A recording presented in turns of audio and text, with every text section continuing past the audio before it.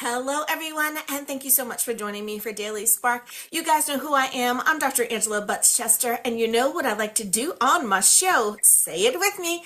I want to enlighten, inspire, and empower you to become your best self. Now, scripture reminds us that the tongue is a small thing that makes grand speeches, but a tiny spark can set a great forest on fire. And that's what we want to do today. Today, we are talking about Women's History Month with the Dr. Anita Jack-Davies. So you know what I'm going to tell you to do. Go on, get comfy, get cozy, get your coffee or get your tea because we are about to get started. Hello, Dr. Anita. Thank you so much for joining me here on Daily Spark. Thank you for having me. So happy to be here. Absolutely, absolutely. I love the all that you do, and I cannot wait to introduce you to some of my listeners and my viewers as well. Now, I realize that I may be introducing you to some new people. So, with that being said, first question for you is tell us a little bit about yourself. What makes you you? Absolutely. This is always a tricky question. I am an author. I'm also an HR consultant. I've been working in the area of culture and operations for the last 12 to 15 years. And I really love what I do. My life's mission is to write and teach the world about social justice. So I try to keep that at my core. Yeah. Mm-hmm. And I love that we as a society are starting to look at social justice a little differently because it's different for each person. Like each individual case is Yeah. unique and special, while there Yeah. is still a very broad brush that we can use and paint along the way as well. So thank you for drawing attention to that. Now, this year's Women's History Month theme is Leading the Change, Women Shaping a Sustainable Future. Mhm. Well, I also love the fact that International Women's Day was just a few days ago, Yep. and that theme was Give to Gain. I love how they kind of blend it together. So, Yes. taking that step back and looking at the entire month, many women give their time, they give their expertise, their emotional labor, their leadership. You see where I'm going with that. Yes. Your perspective as a cross-cultural, inclusive strategist, what would you say is the context here for you? How are you helping to be that person with changing a sustainable future? Sure. I always like to think of myself as someone who has been mentored and then someone who is also looking to mentor the younger generation, but also women who might be more junior than I may be in the workplace. And what I find is, I remember when I was there looking up to senior women, thinking, oh, wow, how did they get here? What did they do to, earn this position? And at times I couldn't see their struggle.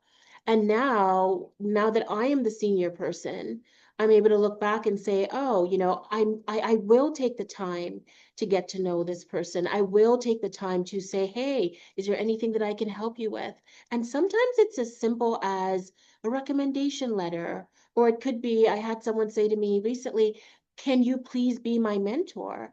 And it usually doesn't come in such a formal ask, but I always try to think about what might they be needing, and then what did I need at that time, and how can I ensure that I'm giving to them in an authentic way? Hmm, hmm. Yeah. I love how you address it from such a mindful place that it's not just about your current experience of now, but being reflective and also, what can I take forward? I love that, which is great because that leads me to my next question for you. And Mhm. that is in your field of work, what does it mean for women to give in ways that create this lasting gain, not just for themselves, but for future generations? Now, of course, we know we don't have enough time for you to give that full and complete answer, but what is an example of what that looks like?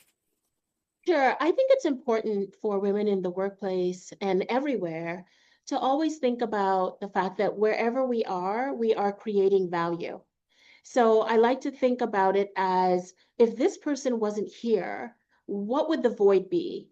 Rather than waiting, for some big thing, sometimes it might just be, this person completed a project and her signature is all over it. The way she speaks, the way she carries herself, the way she produces something has her signature on it. And I don't ever want to be it, inauthentic. I don't ever want to not be myself in the workplace. So I encourage women to, if we feel comfortable wearing a dress or as you said before, wearing that red lipstick, I encourage women to show up the way that we feel comfortable in our own skins and to show up as us and not to be and to be unapologetic about it. I love that phrase that you'd mentioned. Hmm. hmm Now, for those who are unfamiliar, I'm sure most of you are. One of the things that I have carried forward in my line, as far as my family is concerned, is my signature wearing of red lipstick. My grandmother wore red lipstick. It was Yes. kind of a given of, a lady never leaves the house without Yeah. a little something on her lip. Right. And that is one of the ways in which I take my family with me in what Hmm. I do and how I do it. Right. So everyone, I love that. Everyone has that thing that they do that kind of encourages them so that they're able to encourage others. Yes. Now, speaking of doing awesome and amazing things, Dr. Anita, you have led large scale inclusion strategies across federal agencies and institutions. Hmm. What do women often give inside organizations that perhaps is invisible? A little bit of that behind the scenes that we're not always aware of. Absolutely. I'm so glad you mentioned this. Sometimes, and I see this happening even in the workplace today, sometimes it's just a lot of the work that we wouldn't say this is paid work, but I call it that, invisible labor. So it could just be, talking to, people before the meeting, talking to colleagues before the meeting, walking around and ensuring that if someone's not there, you might be the person that might the female will be the person to open the door and say, oh, by the way, the meeting began and we're missing you. And this may not be in someone's job description per se, but for me that's a labor. Right. So if that person wasn't there, to me, that would be a huge void. And so I want women to think about every single thing that we do, every single thing that we bring to the table is adding value. You are adding to the overall project that is taking place. I love that. And you are so right. I find that so many women, just in having discussion, if you feel that you are a natural hostess, if you have the party and you love hosting and Yes, making sure that everyone is comfortable and happy and they are seen at the events that you do, many times we yes. also roll that over into our business as well, right? And that is Absolutely. part of that unspoken. You want to spend time with each person who is at the event, who's on the stage, who's at the table, however. And it really and truly does make a difference. And far too many women are not factoring that into the cost of business. So I think they definitely should be able to reap that. Yeah, I love that you are saying that. Well, it is time for us to take a very short break, but before we do, I'm sure someone is saying, "Ooh, I love what she's talking about. I want more." If someone wants to reach out to you or they would like to utilize your services, what is the best way to Sure. do that? Right. They can find me on my website, anitajackdavies.com. And I'm also on LinkedIn, Dr. Anita Jack-Davies, and on Instagram as well. Say Dr. Anita Jack-Davies. I love it. Alrighty, everyone, now you know where you can take a visit. We'll be back right after this.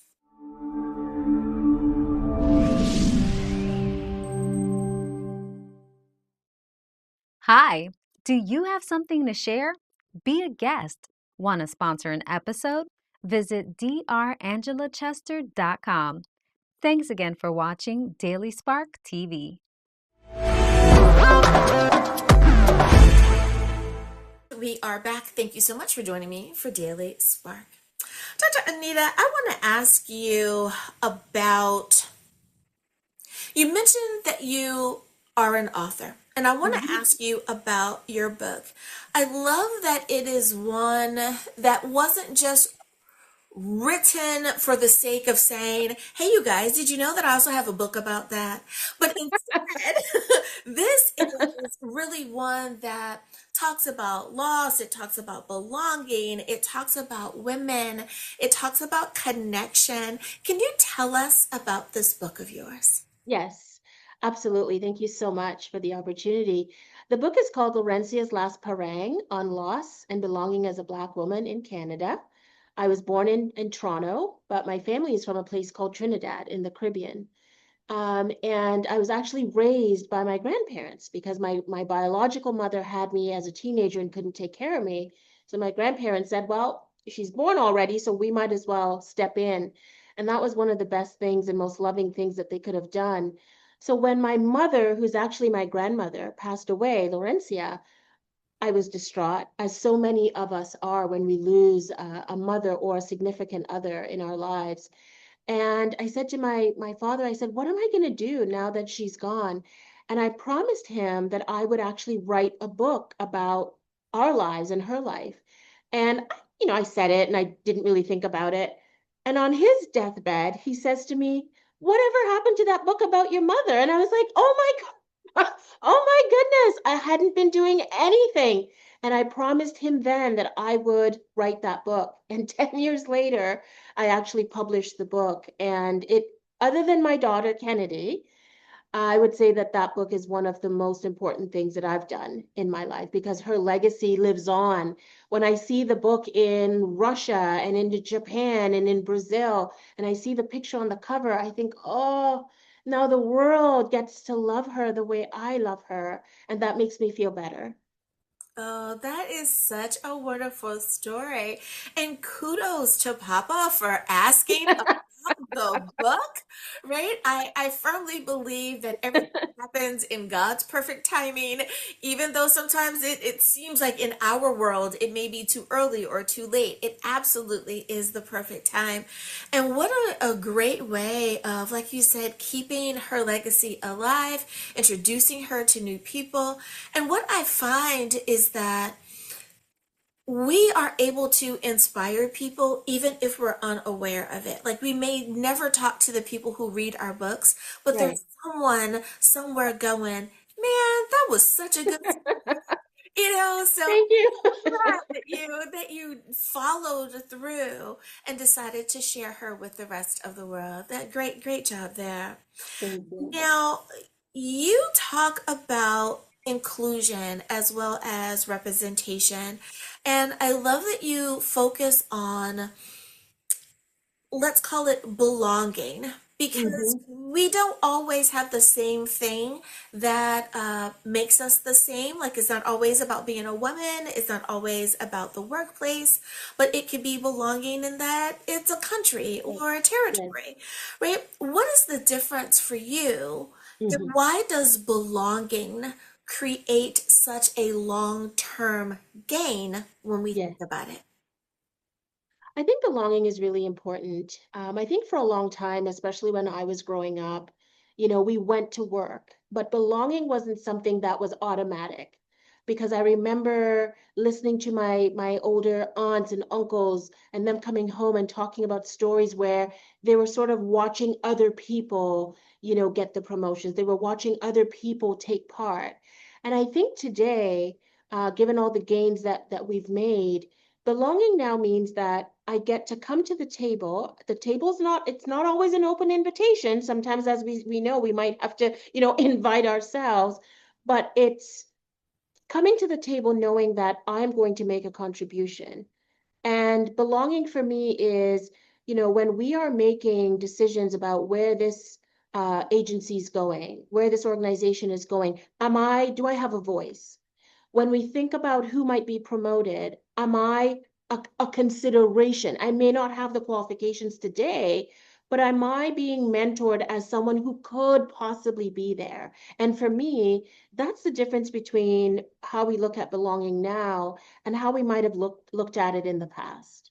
Oh, I love that because I tell everyone that when we talk about this thing called inclusion or diversity, that it doesn't always have to be the definition that someone else has put out for us, right? Yeah, yeah, Because my diversity, my inclusion has nothing to do with my being a woman or being a person of color. It's right, faith for me, right. right? Sure. Yes, yes, People of faith come in all genders, all shapes and sizes, as we right. say, right? So when we look at this belonging, I love that you are asking how can we make sure that more people are belonging as Mm, opposed to more people being excluded. right. There's always going to be some reason to not tick a checkbox. Sure. So That's right. let's see how we can have more voices to make the song more harmonious. I love that. Now, as we look at Women's History Month, what lessons from the women that you have worked with, that have mentored you, that have Mhm, just even perhaps been an inspiration, an unspoken inspiration to you, how have they come into the framework for you mhm. in the way that you operate, not just professionally in your life, but perhaps without giving it all, personally as well. Sometimes they inspire, a professional person can inspire us personally, not just Yes. professionally. It's interesting that you ask me this because in my life, I had a hairdresser who was a woman of faith, and I would go to her, often, and you know how important our hair is in our community. And one day she said to me, as a woman of faith, I'm just letting you know that God wants you to just go for it. You don't have to wait anymore. That's what he's telling me to tell you. And I was just floored. I was floored that she took the time to tell me that if I was, experiencing an imposter syndrome, if I was thinking maybe I didn't belong, she was saying, hey, even if you feel that way, keep pushing through. You're supposed to be there. They wouldn't call you if they didn't want you in the first place, and I need you to claim it. And for a long time, I was sitting back kind of being polite, and she was like, no. You don't have to be polite about it. That's where God wants you to be. So go and claim what he has provided for you and actually go and serve the gifts that he has given you. You know why? Because the world is waiting for it. So what are you waiting for? And that question has remained with me. And when I have moments where I'm thinking, oh, I'm not sure and a little bit hesitant, I fall back into, you know what? Someone's waiting for my gift and I can't not serve it to them. It's my obligation to serve them the gifts that God has given me in my life. Oh, what an inspiration. Hearing you tell the story and it's about your life, I'm sitting there thinking, oh my goodness, I would have had goosebumps. I would have needed to have a seat, like give me a moment. Like I need to take all of this in because I love how God works through so many different people in different ways, and it's not Yes, always the same way, but the message always yes, comes through. And we yes, always know the difference between someone being encouraging to us and yes, that being a God moment. And that yes. was like 1000% a God moment. And yeah, just imagine if she had not followed the instruction that God gave Right, her of open your mouth, say right. this to her because today is the day that she needs to hear that. So, Yes. oh my goodness. So if anyone out there is ever wondering, is the Lord telling me? Yes, like Yep, absolutely. you're being told. And especially if you keep getting that prompting, because we Yeah. know the difference between us just wanting to say something Oh, and yes, God giving us that directive. So yes, please definitely do that directive. Now, speaking of women leaders, and I'm so glad that you are reminding us to step up and to step out. Women leaders who want to drive the culture of their brand, their business, their community. Sometimes we hear them talk about the isolation that they Mm, experience, right? yes, yes, What is a practical step of something that you can suggest to help women through this time in right. leadership that we all have experienced? Now, again, I know this is kind of a loaded question and we don't have time to go over all of that, but if it was just a snippet of Okay, advice, what would you give? okay. My answer is not conventional, but my answer is I believe we all need to create our own personal board of directors. And the board of directors doesn't necessarily have to come from our workplace. So in my life, my board of directors includes my daughter, who's 17, my aunt Erilyn, who is my mentor, my confidant, my other aunt, whose name is Marion. She's a confidant mostly about the workplace. She has this incredible wisdom. And then I have a really good friend. Her name is Maria, and we met at Toronto Metropolitan University and we became friends. The moment we met, we just knew that we loved each other. But without this board of directors, this personal board of directors, I don't know if I would have been as successful in my life because when something is not right with my spirit, when I read the Bible and I'm still searching, I sometimes say, hey, you know what? I know God is prompting me to do X. I am going to follow his guidance. However, I'm also obligated to learn from the people that know me the best. And that board is what I think we all need. And it's something that we can pull together in our lives. It might take some time. We may have to test the spirits. We're not just going to pull anyone into our board because remember, this is our lives. This is important. We can't afford to bring the wrong people in. And so I think once we know who those people are, and once God tells us who that circle should be, I think that board is one of the most important things we can do. Yeah. That is so wonderful. And I love that it's a diverse group, right? Just by the titles of the people that you have given, from your daughter to your aunt. And you know that that's different ages. So you have a very modern way because she knows you through her lens of a young person, but also the way in which she Mhm. loves you. And then your aunt, you know that she's of a different generation, but also the lens of her experience and wisdom. And she also loves you. But Right. from one end to the other end of that spectrum, neither person is going to give you bad advice or let you, hit your head up against the wall. So I love that you are encouraging us to think outside of the box, that it doesn't have to always just be someone who is within our age group, that it can be Right.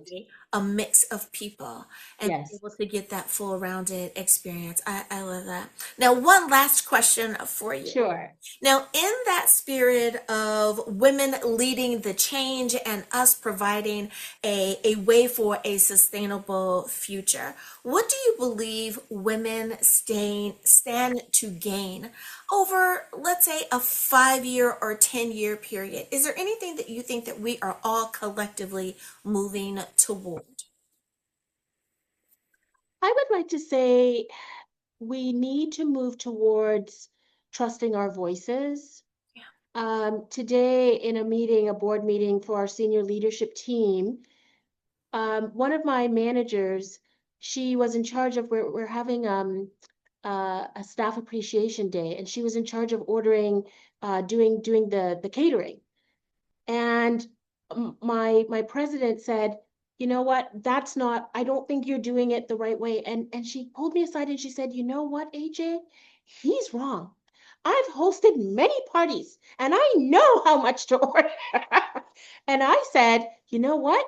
You go with your gut because we know how to cook. And we agreed when two people touch and agree, that's where the Lord is. We agreed that that's what she was going to do. And that's what she did. And I think sometimes we second guess ourselves when a voice comes in as the voice of reason. when our gut and everything, our spirit, when the Lord is speaking to us. And I'm saying, listen to that still soft voice, because we know that that still soft voice is the truth. And I am not going to deny that anymore. And every time I've done that, I've always paid a price, a tremendous price. So I believe I'm encouraging us to move towards that authentic voice and to listen to that voice at all times. Oh my goodness. As you were sharing that, I'm just thinking about the number of times that I've heard women leave somewhere and now they're in their girl group, their friendship group, and they're saying they wouldn't listen to me. I was trying to explain it to them and tell them how I was right, and that person was 100% not listening to them. And they were just going around and around and around with it. Then, flip side of that coin, I'm thinking about another young man that I know that he quite simply said, sometimes it's easier to just say, okay, and then go do what you know is right.